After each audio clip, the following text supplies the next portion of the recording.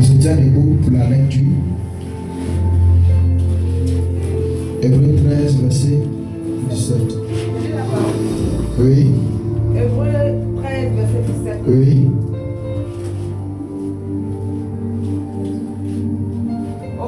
Obéissez à vos conducteurs. Obéissez à vos conducteurs.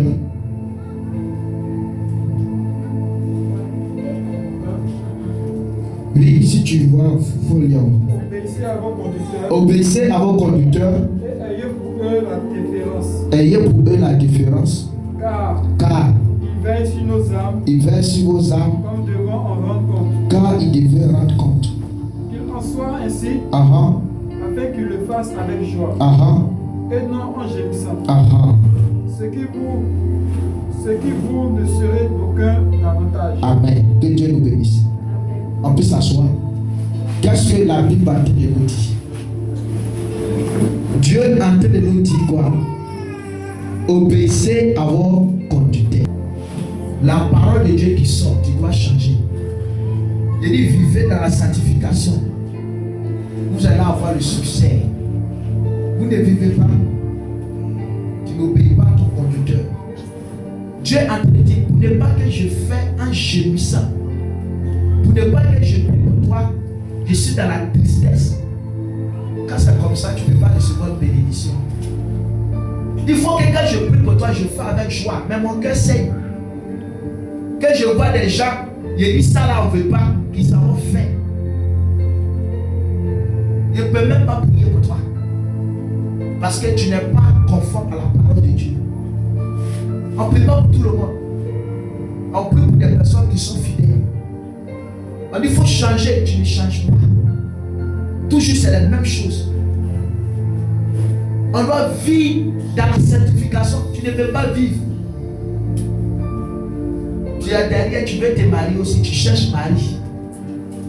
Et dans mari là, tu ne veux pas dire qu'il faut aller me doter avant que tu vas faire ça.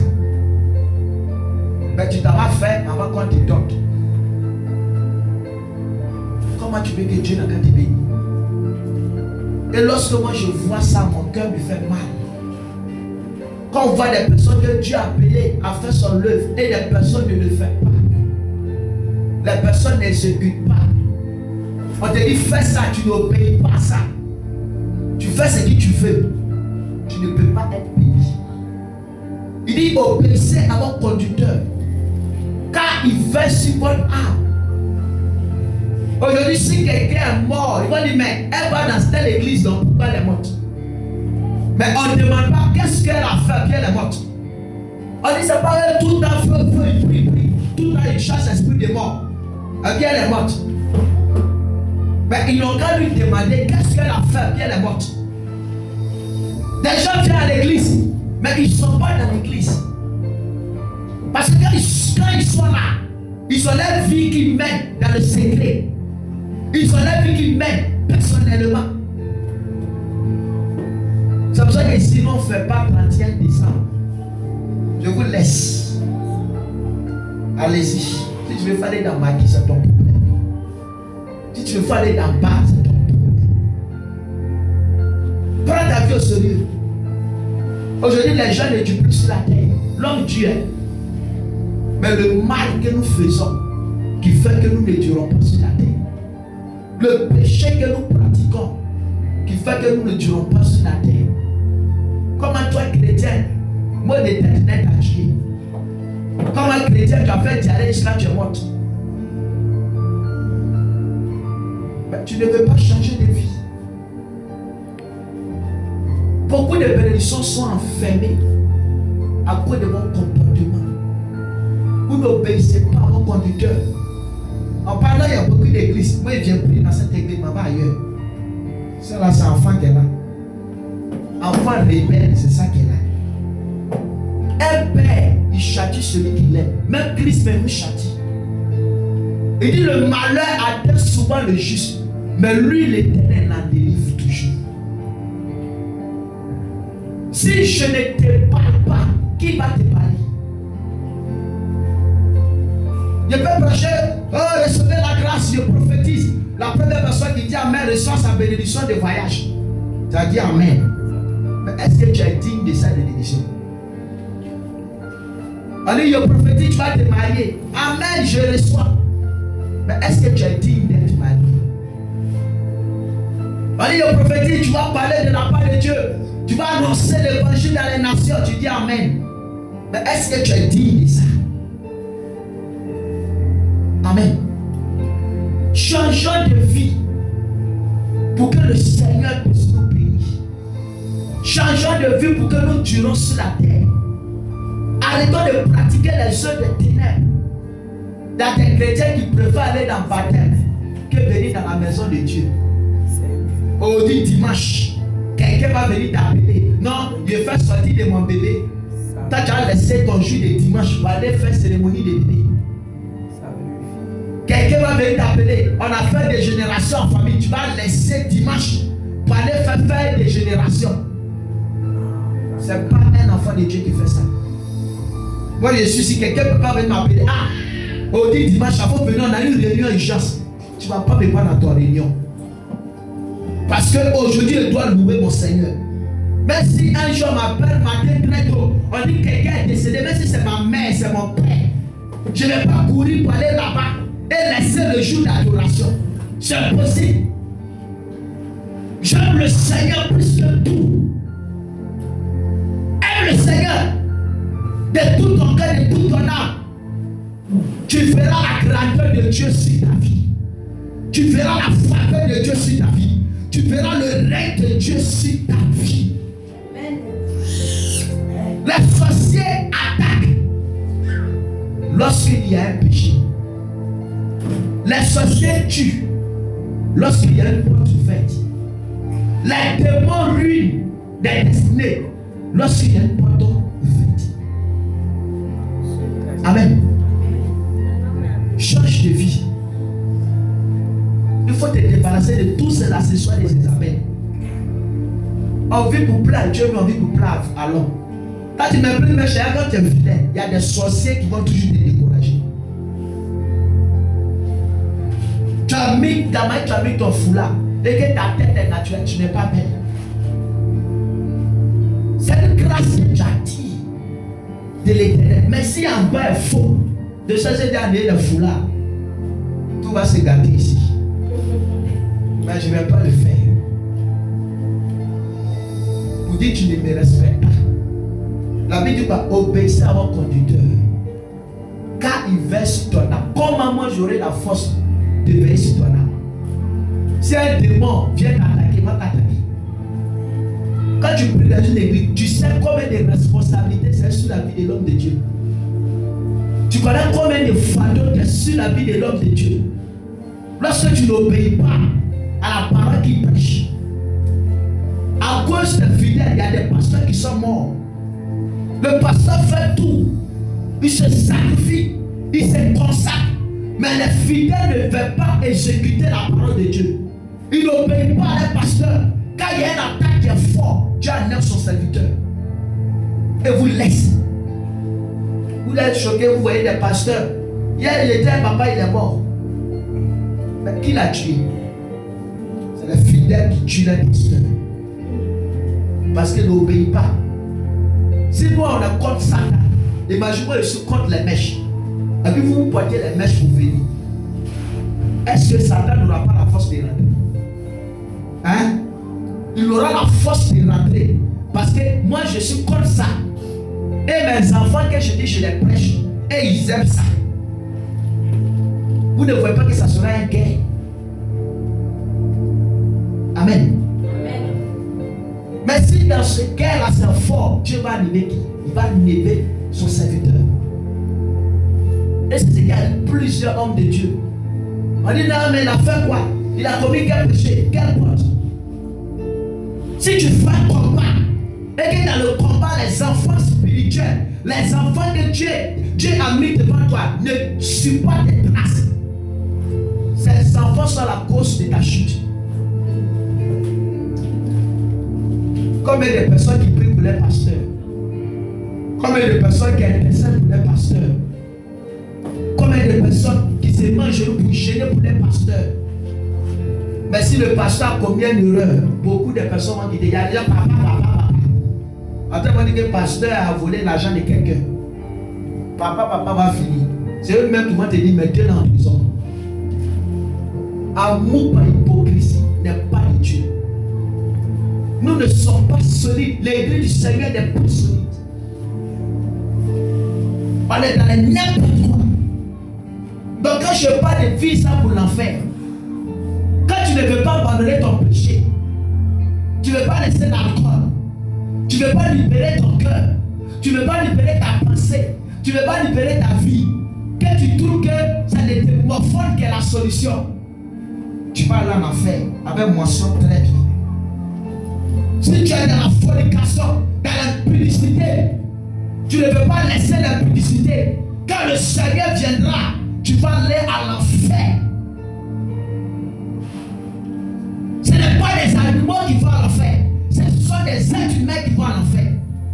Dieu t'a créé, tu ne l'adores pas d'un cœur sincère. Dieu t'a créé, tu ne le sais pas d'un cœur sincère. Tu meurs, tu pars à l'enfer. Des chrétiens qui écoutent les sons coupés des canaux vont à l'enfer. Des chrétiens qui regardent des films novelas vont à l'enfer.